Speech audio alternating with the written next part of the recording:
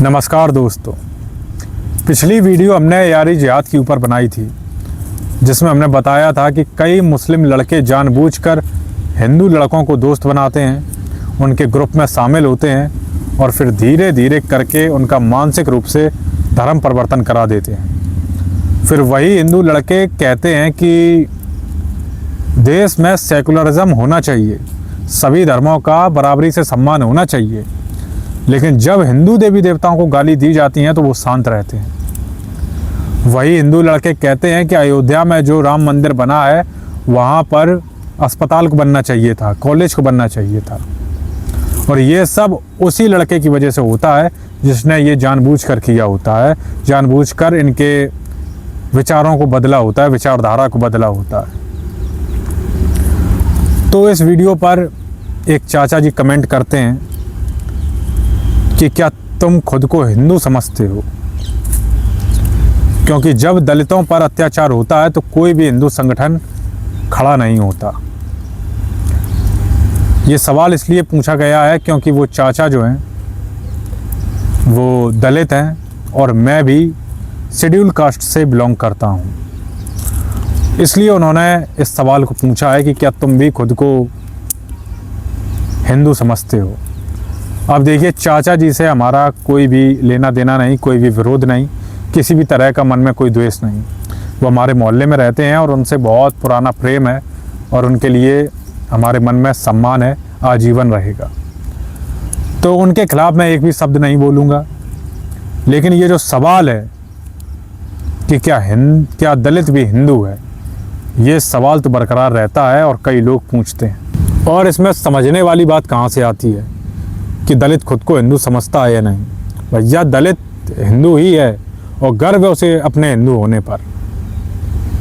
और अगर ये बात आती है कि अत्याचार होता है जाति के नाम पर या जाति के नाम से हक छीने जाते हैं, बराबरी नहीं मिलती है, तो उसके लिए लड़ना चाहिए।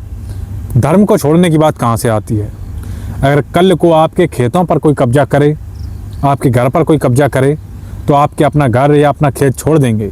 आप अपने हक के लिए लड़ेंगे।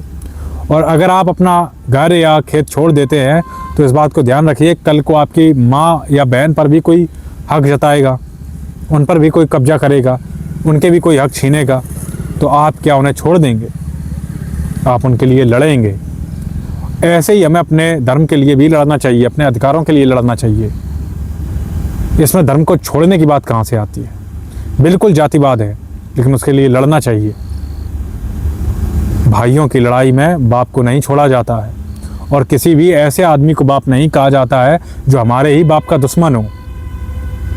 इंटरनल मैटर है, इंटरनल ही सुलझाया जाएगा। और उसके अलावा मैंने वीडियो में मुस्लिमों के लिए बोला था और सभी मुस्लिमों के लिए भी नहीं बोला था। जो लोग जानबूझकर हिंदू लड़कों का मानसिक रूप से धर्म परिवर्तन कराते हैं, उनके लिए बोला था। तो इसमें जाति वाली बात कहाँ से आ गई? इसमें दलित की बात कहाँ से आ गई? और अगर इतना ही भाईचारा है उनसे, तो आप खुलकर एक बार ये कह दीजिए कि मुस्लिम दलित पर अत्याचार नहीं करते हैं। जहाँ मुस्लिम मेजॉरिटी में है वहाँ पर दलित खुश है, आज़ाद महसूस करता है। एक बार ये कहकर दिखाइए, क्योंकि मुस्लिम जहाँ भी मेजॉरिटी में होता है फिर वो जाति नहीं पूछता।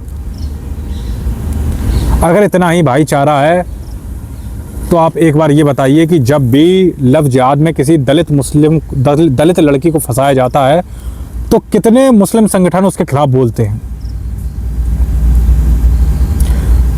जब भी लव जिहाद के बारे में बोला गया है तो हमेशा हिंदू संगठन के द्वारा ही बोला गया है। फिर उन्होंने कभी नहीं पूछा कि जो हिंदू लड़की थी वो दलित थी कि ब्राह्मण थी कि क्षत्रिय थी।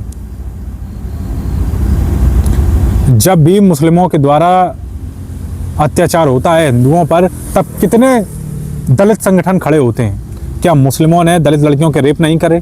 क्या उनके घर नहीं जलाए? क्या उन पर अत्याचार नहीं किया? क्या उनकी ज़मीन को कब्जा नहीं किया? कितने मुस्लिम संगठनों ने इसका विरोध किया? कितने दलित संगठनों ने इसका विरोध किया? जब भी बोलता है तो केवल हिंदू संगठन ही बोलता है। लव जिहाद में फंसी लड़कियाँ केवल ब्राह्मणों की, क्षत्रियों की ही हैं। दलित लड़कियाँ तो भी फंसती हैं। जब भी हिंदू संगठन इसके लिए बोलता है लव जिहाद के खिलाफ, तब वो लड़की की जाति नहीं देखता। इस बात को भी तो बताइए। और उसके अलावा अगर ज़्यादा ही भाईचारा है तो चलिए, आप नहीं मानते हैं, आप लिबरल हैं, जो भी लोग ऐसा मानते हैं वो लिबरल हैं, सेकुलर हैं, ठीक है, हिंदू मुस्लिम नहीं कीजिए। देश तो है पहले। जब भी किसी मुस्लिम ने इस देश में कहा है कि उसके लिए कुरान पहले है, संविधान बाद में है, तो कितने दलित संगठनों ने उसके खिलाफ बोला है? कितने मुस्लिम संगठनों ने उस लड़के के खिलाफ बोला है, उस आदमी के खिलाफ बोला है कि नहीं, संविधान पहले है, देश पहले है, बाद में कुरान है। किसी की कोई आवाज़ नहीं आती। अभी अशोक चिन्ह को तोड़ा गया, पत्थर से उसको तोड़ा गया, उसको हटाया गया। कितने ऐसे दलित संगठन थे जिसने उसके खिलाफ बोला हो? तब तो सबका मुंह बंद हो जाता है, तब कोई नहीं बोलता। और एक आध जब भी कोई छोटी मोटी बात आ जाती है जातिवाद को लेकर, तो सब खिलाफ हो जाते हैं। क्योंकि असली बात जाति विरोध की नहीं है, सवर्ण विरोध की है, हिंदू विरोध की है। क्योंकि जितने भी ऐसे लोग हैं, ये वाकई में यारी जहाज से ग्रसित लोग हैं। आपके लिए ठीक है, सभी धर्म समान है, मेरे लिए तो नहीं है, लेकिन आपके लिए है तो ठीक है बात। लेकिन अपना देश तो ऊपर है, अपना देश तो पहले है। लेकिन जब ये लोग देश के भी खिलाफ बोलते हैं, तो कितने दलित संगठन बोलते हैं, कितनी दलित पार्टियां इनके खिलाफ बोलती हैं, कोई ये भी तो बताए। जब भी बोला जाता है तो हिंदू संगठनों के द्वारा ही बोला जाता है। और आज ये भी आपको स्वीकार करना पड़ेगा कि जातिवाद उतना नहीं है। आप एक भी ऐसे हिंदू संगठन को बताइए जो बड़ा हो, हिंदू नेता को बताइए जो बड़ा हो, हिंदू धर्मगुरु को बताइए जो बहुत ही फेमस हो, जिसने खुलकर जातिवाद को सपोर्ट किया हो। सब जातिवाद के खिलाफ ही बोलते हैं और जातिवाद कम भी हुआ है। अभी जो बागेश्वर धाम की पदयात्रा निकल रही है, उसमें उनका मुख्य नारा है कि जात पात की करो विदाई, हम सब हिंदू भाई भाई।